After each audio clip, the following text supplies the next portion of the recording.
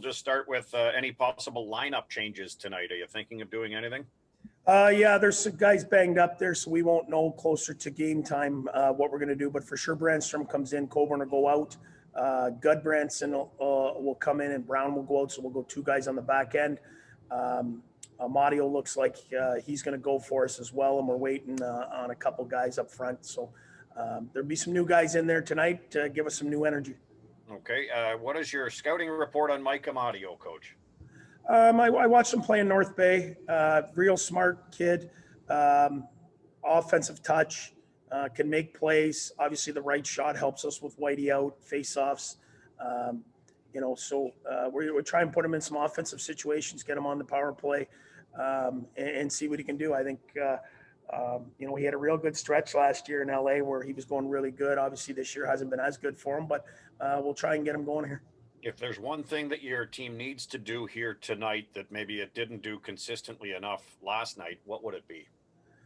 I don't think we can feed the rush as much as we did, but I mean, we got to come out better in the first period. 17 shots in the first period, and then from there we played really well. So it's our building. We got to be jumping when that puck drops. We'll go to Bruce Garriock at Post Media. Hey, DJ, a few things for you here. Just what have you liked about Josh Norris's game? And he won some faceoffs last night, and he's been pretty consistent for you. For sure he has. I mean, I've said it a lot. I mean, probably the reason, why we got Stepper and had some older centers is to protect a young guy like him, to not have to face the best in the league, which is McDavid, Draisaitl, Matthews, those guys, every night. That could be really humbling. And with the injury to Stepper, I mean, he's essentially now the guy that plays against them heads up. And for a young guy in his first year to be able to do that, is incredible. And he's only going to get better. He continues to provide offense. A two-way center. These are hard guys to find, and a great kid to go with it.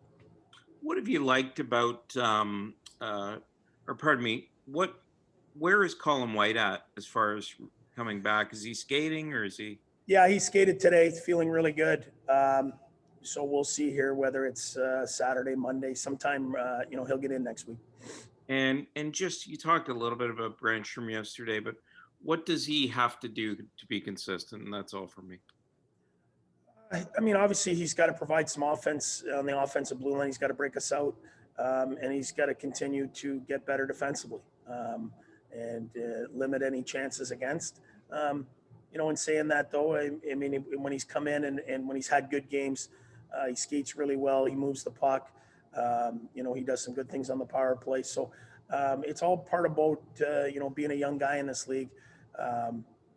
Is finding your groove, and then eventually you hit it running. Like I said, last year Drake Batherson came up and looked out of place for some time, and then all of a sudden now he's a full-time NHLer and looks great. So it's all part of a process of finding your groove, and eventually when you do, you just go on and you play for years.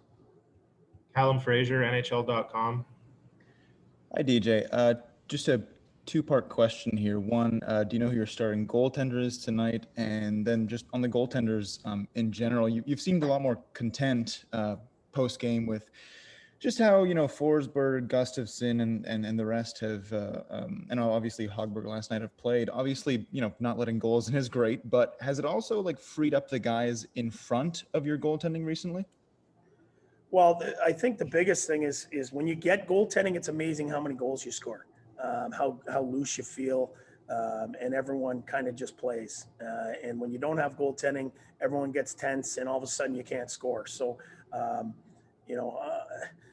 since the goaltending, has really, got going here over the last little bit, we've been able to score some goals. I mean, not a ton, but I think I was looking the other day, we're moving up the chart in the goals scored, department in the league, and we have more guys contributing. And, I don't know if that's a direct result, but I just feel guys are looser and they make more plays. Mark Broussard, Ladois. DJ, just curious where Shane Pinto and Bernard Docker are at with their quarantine. will be close to finishing, and when will they be on the ice with you guys? Yeah, I don't know the exact timeline, within a day or two, but we want to make sure that they practice with the team first. It's a little different. I mean, Michael Amadio's been in the NHL, played games in the NHL. We wouldn't want to put a guy in a situation where he hasn't practiced with his teammates and go right in. So we'd like him to have a team practice at least, so they're comfortable, see their line mates, and then away we go from there. So some point next week, once they get skating a little bit, we'll look what game suits them best, but we'll get them in and have a look at them. Ian Mendez, The Athletic. Just one question for you. Mike Riley picked up his 18th assist last night. I think it was the Connor Brown goal that he set up. DJ, he's almost top 20 in the league in assists. Can you talk a little bit about what he has meant to your back end this year? I think the biggest thing for Mike is it's strange to say, but he took that offensive mindset and turned it into defending and competing. And all of a sudden his offensive numbers have gone up. He's really dug into learning to penalty kill and learning to defend. And then the offense just comes natural to him. And one of the things he does is he shoots it on net. He hits the net and he joins in the rush. So he's been really good for us. Obviously 18 points in a short season. He's done a nice job there. But the thing I'm most impressed is his ability to be able to defend compared to maybe where he was a year ago. He's really improved there. Kyle Bukauskas, Sportsnet. Just following up on that, DJ, I'm wondering, like, for yourself, being a defenseman, and then since you've been coaching, how often do you see examples of that where, a player, puts maybe the offensive side of thing at bay and focuses more on the other end of the ice, and then all of a sudden, the production starts to go up with it? It happens more than you think, and it's hard to tell a player that. They just don't see that. But I think Connor Brown's the exact example. I mean, we talked to him a couple weeks ago, and when you go back to checking and you really work for your chances and you worry about keeping the puck out of your own net, all of a sudden, you track back and you get a puck and you get an odd man rush. I think we call it check for chances. When you work hard defensively, you get chances the other way. And I think, I always talk about the Boston Bruins. You look at a guy like Patrice Bergeron that checks, but yet continues to provide tons of offense. So, I just find when you get back to doing the things you do well, which is work hard, don't cheat the game, all of a sudden pucks start to go in for you. Final one is Jack Michaels at 630 CHED. DJ, I know you're not looking for moral victories, but in a non-playoff year, are there seeds that have been planted that you like in terms of your club's relentlessness when playing from behind? And then I also thought it was pretty interesting how, tied 2-2, they went for the win. They weren't playing to get to OT. Are there some positives that you take out of the way this club plays?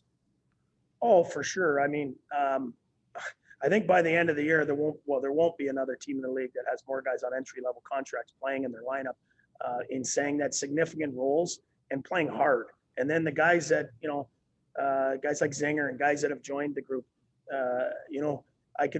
very few times did I say that our team gets outworked in a division that I think is competitive or the most competitive maybe in hockey. So these guys play hard and they're getting better. The young guys are learning to play in tough games where there's no room. So yeah, we take moral victories. At the end of the day, we know where we're at as a team. We know where we want to go. But if you watch these games, with the goalie out, you got, Stutzel and Batherson and Norris and different guys, with these opportunities. And then when the goalie's out the other way, you've got those guys on the ice. Drake Batherson scored an empty net goal the other day. I mean, the experience and the amount of time that they're getting to play against the best players in the world is only going to make us a better hockey team. So I'm proud, the way they're playing. We want to win more games. We're going to push right to the very end to win it every game we can.